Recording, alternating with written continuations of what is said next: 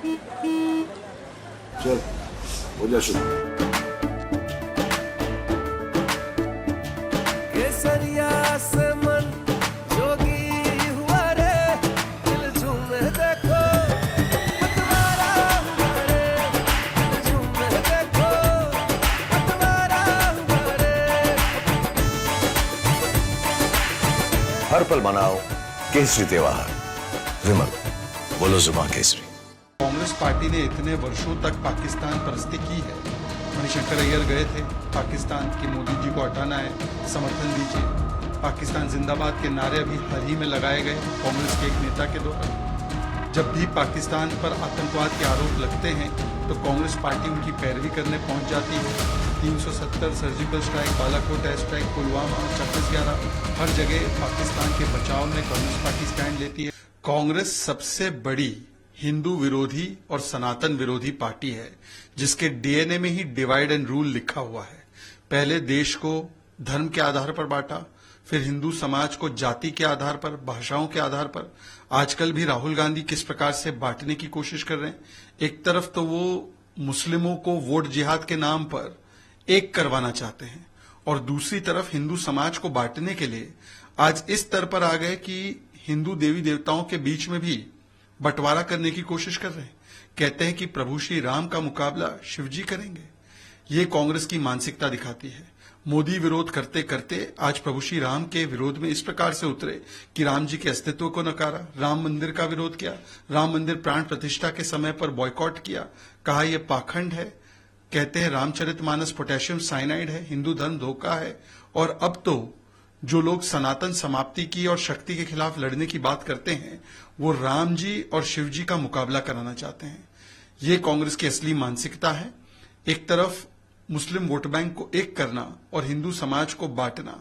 आज सवाल ये बनता है कि क्या खड़गे जी, जिन्होंने इससे पहले भी कहा है कि मोदी जीतेंगे तो सनातन की जीत होगी, इसलिए मोदी को हराना जरूरी है, उनके बेटे ने कहा है सनातन बीमारी की तरह है। क्या ये कांग्रेस के सनातन और हिंदू विरोध का एक और परिचय नहीं है? पाकिस्तान के पूर्व मंत्री चौधरी फवाद ने एक वीडियो वायरल किया, उन्होंने काफी तारीफ की है राहुल गांधी। ये रिश्ता क्या कहलाता है राहुल गांधी? पाकिस्तान के साथ कांग्रेस का हाथ। आज जिस प्रकार से पाकिस्तान के एक पूर्व मंत्री जो भारत के खिलाफ आमूमन जहर उगलते हैं, वो यदि राहुल गांधी की प्रशंसा कर रहे हैं, उन्हें प्रमोट कर रहे हैं, इसका मतलब साफ है कि जो कांग्रेस पार्टी ने इतने वर्षों तक पाकिस्तान परस्ती की है। मणिशंकर अय्यर गए थे पाकिस्तान कि मोदी जी को हटाना है, समर्थन दीजिए। पाकिस्तान जिंदाबाद के नारे अभी हाल ही में लगाए गए कांग्रेस के एक नेता के द्वारा। जब भी पाकिस्तान पर आतंकवाद के आरोप लगते हैं तो कांग्रेस पार्टी उनकी पैरवी करने पहुंच जाती है। 370 surgical strike, Balakot air strike, Pulwama, 26/11 हर जगह पाकिस्तान के बचाव में कांग्रेस पार्टी स्टैंड लेती है, उनके सुर से सुर मिलाती है। हमने देखा है कि पाकिस्तान बहुत अच्छा देश है, पाकिस्तान से हमारी दुश्मनी नहीं है, ये बीके हरिप्रसाद ने भी कहा है। 26/11 के बाद पाकिस्तान पर कोई कड़ा कदम भी कांग्रेस ने नहीं उठाया था। आजकल तो सर्जिकल स्ट्राइक और एयर स्ट्राइक होता है।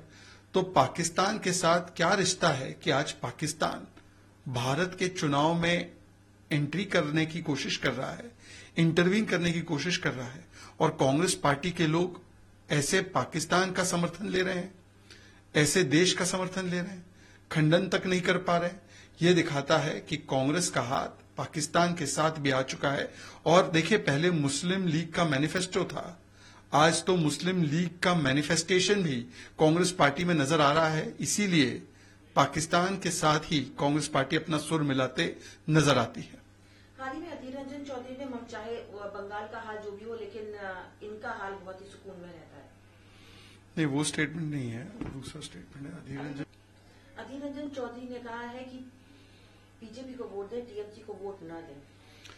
तृणमूल कांग्रेस की तरफ से एक वीडियो जारी किया गया है जिसमें ये दिखाई देता है कि अधीर रंजन चौधरी जी कह रहे हैं कि तृणमूल कांग्रेस को वोट न करें, बीजेपी को वोट करें।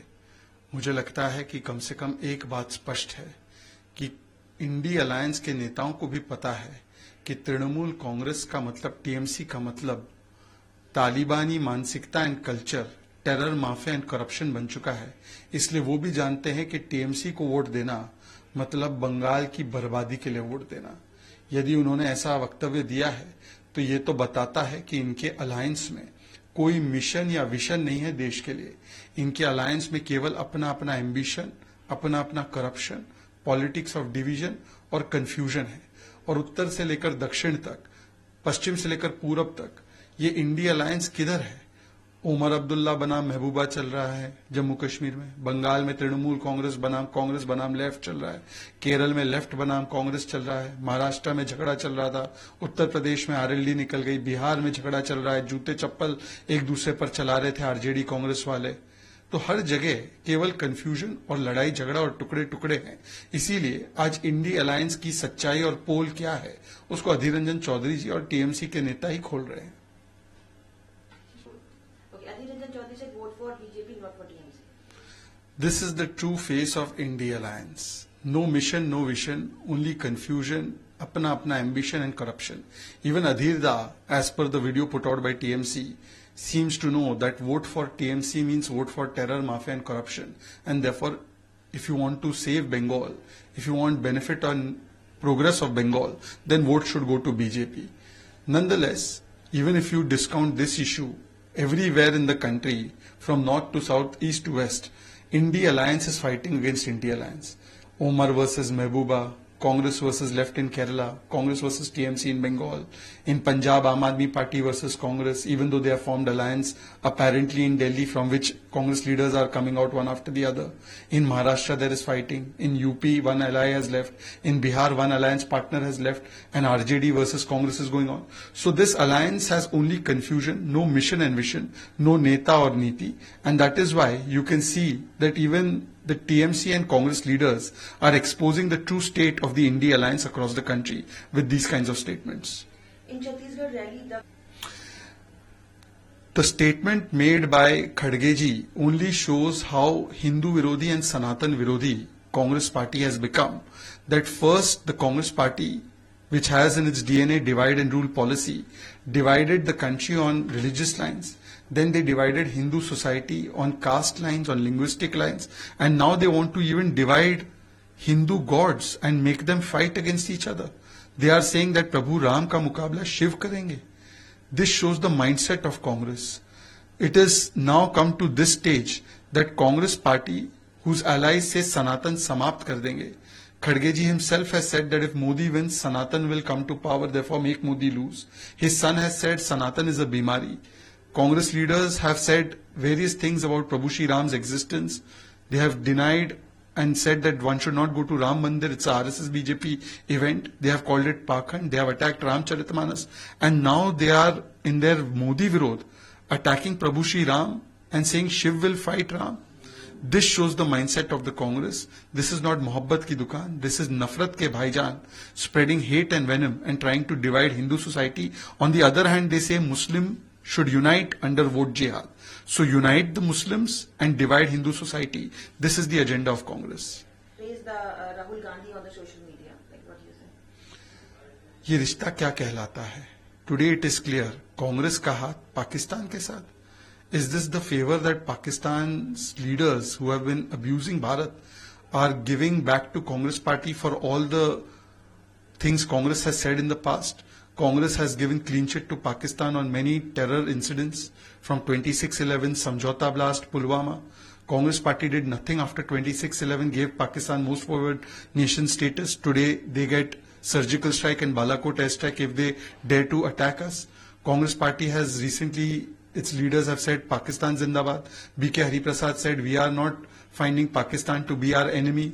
Manishankar Iyer went to Pakistan and sought support of Pakistan to depose Modi.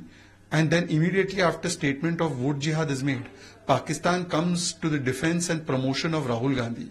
Today, Congress must tell us, why is it that sometimes Hafiz Saeed praises Congress party? Sometimes the Pakistani leaders who are spewing venom against India are praising Congress party. Are they seeking foreign direct intervention of foreign nations into Indian elections?